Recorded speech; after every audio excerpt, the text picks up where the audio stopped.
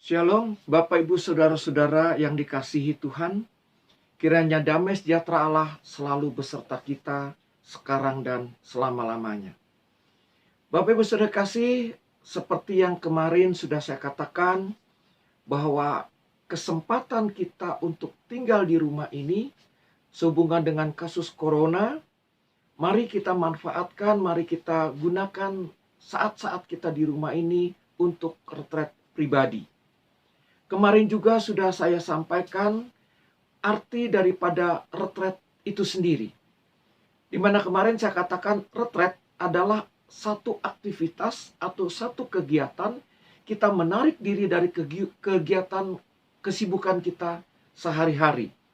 Di mana yang tadinya kita sibuk dengan urusan pekerjaan di luar rumah, sekarang kita harus tinggal di rumah, dan inilah peluang bagi kita untuk retret pribadi. Untuk apa? Untuk kita berdoa, untuk kita bermeditasi, dan juga kesempatan kita untuk mengolah batin. Dan kemarin juga sudah saya sampaikan bahwa tujuan dari retret itu adalah perjumpaan secara pribadi dengan Tuhan. Di samping itu juga tujuan dari retret adalah kita menemukan kehendak Tuhan. Supaya apa? Supaya kita dapat hidup sesuai dengan kehendak Tuhan itu sendiri. Nah, hari ini sebagai hari pertama dari 3 tema yang sudah saya siapkan, yang saya katakan kemarin, ini adalah hari pertama yang saya kasih judul Waktu Tuhan Bicara. Kita sering mendengar bahwa ada orang berkata, Tuhan bicara kepada saya, atau Tuhan menyampaikan pesan kepada saya. Di mana orang lain ada juga yang berkata, aku tidak pernah mendengar suara Tuhan. Aku kepengen dengar suara Tuhan, tapi nggak pernah dapat. Oleh karena itu Bapak Ibu Saudara kasih, di dalam kesempatan kita retret pribadi ini, kita mau merenungkan, kita mau cari tahu sebetulnya bagaimana sih cara Tuhan bicara kepada kita. Ada berbagai macam cara Bapak Ibu. Yang pertama, Tuhan berbicara kepada kita melalui kitab suci. Melalui kitab suci inilah Tuhan berbicara kepada kita. Di dalam 2 Timotius 3 ayat 16 dikatakan apa? Segala tulisan yang diilhamkan Allah, ini adalah tulisan Bapak Ibu. Dan tulisan ini semuanya diilhamkan oleh Allah. Yang menulis memang manusia, tetapi diilhamkan oleh Allah. Dan isinya ini bermanfaat untuk mengajar kita, untuk menyatakan kesalahan-kesalahan kita, untuk memperbaiki kelakuan kita, sekaligus juga untuk mendidik kita supaya kita bisa berjalan di dalam kebenaran. Oleh karena itu Bapak Ibu, kalau kita mau mendengar Tuhan bicara, bacalah kitab suci ini. Karena melalui kitab suci inilah kita bisa tahu, kita bisa mendengar Tuhan bicara apa kepada kita. Banyak Bapak Ibu. Tuhan bisa mengajar kepada kita melalui kitab suci ini. Nah, pada saat kita retret pribadi ini, di mana kita banyak waktu, banyak peluang di rumah, mari kita manfaatkan untuk membaca kitab suci ini. Dengan demikian kita tahu, kita bisa mengerti, oh ternyata ada kesalahan-kesalahan yang kita lakukan. Lalu kita juga bisa mengerti dari sini, oh ada hal-hal yang harus kita perbaiki. Itu cara Tuhan bicara yang pertama. Lalu Tuhan juga bisa bicara kepada kita melalui apa? Melalui alam dan ciptaannya. Bapak Ibu sekasih, kalau misalnya kita sedang jalan-jalan atau sedang piknik berwisata ke pantai, kita melihat hamparan laut yang begitu luas dengan pemandangan yang begitu indah. Dengan melihat itu, kita bisa merasakan luar biasa Tuhan. Dia menciptakan alam dengan begitu luar biasa. Kalau kita melihat pohon, kita melihat hewan, kita melihat ikan, melihat burung di udara, banyak yang bisa kita dapat dengan melihat semuanya itu. Bapak Ibu baca di Roma 1 ayat 20. Roma 1 ayat 20 dikatakan apa? Sebab apa yang tidak nampak daripadanya, yang tidak nampak daripada Tuhan, yaitu kekuatannya yang kekal dan keilahiannya, dapat nampak kepada pikiran dari karyanya. Dari karya Tuhan itu kita nampak, kita bisa lihat betapa Tuhan luar biasa. Sejak dunia ini diciptakan sampai saat ini. Bagaimana lagi cara Tuhan bicara kepada kita? Tuhan bisa pakai orang-orang untuk menyampaikan pesannya kepada kita. Artinya apa? Tuhan bicara kepada kita melalui orang-orang. Orang-orang percaya.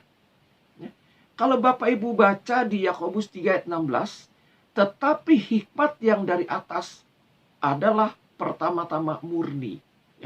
Orang-orang percaya itu menyampaikan pesan Allah kepada kita. Pesannya pasti murni, hikmat yang dari Tuhan. Selanjutnya apa? Pesan itu pasti membawa damai.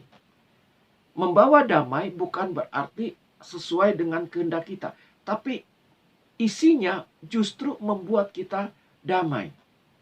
Lalu apalagi peramah, penurut, penuh belas kasihan, dan buah-buahnya pasti baik.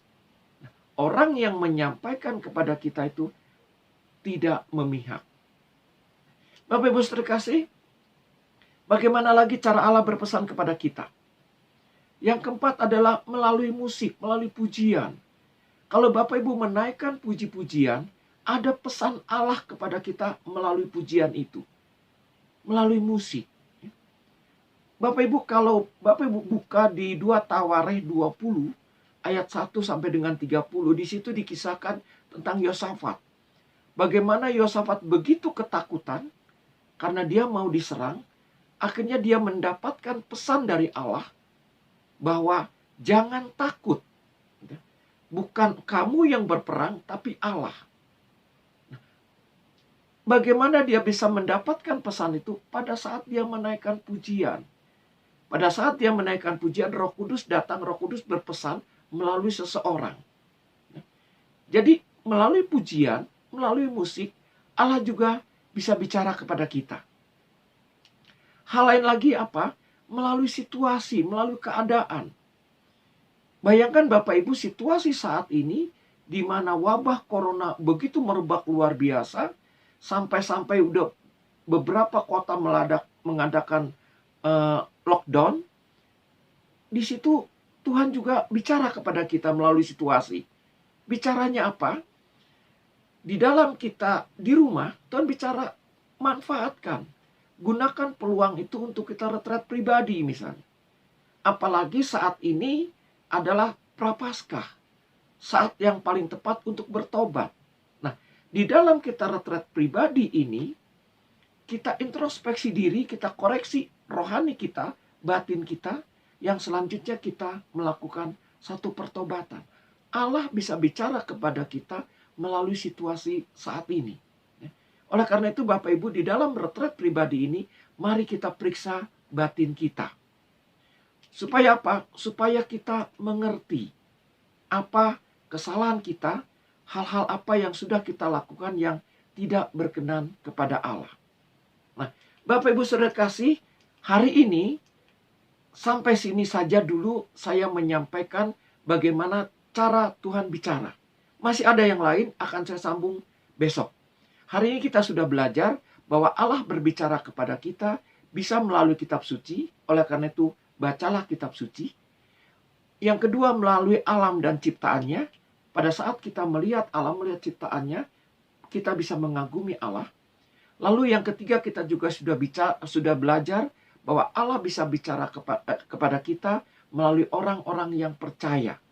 Contohnya adalah pastor, biarawan, biarawati, hamba Tuhan, dan banyak orang yang bisa dipakai oleh Tuhan. Yang keempat, melalui musik atau melalui puji-pujian. Kita juga sudah belajar tadi. Lalu yang kelima, melalui situasi, melalui keadaan. Di mana situasi corona saat ini, Tuhan bicara kepada kita agar kita menarik diri dari kesibukan sehari-hari, supaya kita bisa mengintrospeksi, melihat batin kita, supaya kita juga ada kesempatan untuk melakukan pertobatan. Nah, Bapak Ibu Saudara kasih, selamat belajar, selamat latihan untuk mendengar suara Tuhan melalui cara-cara yang sudah tadi saya sampaikan. Selamat retret pribadi. Tuhan Yesus memberkati kita semua. Amin.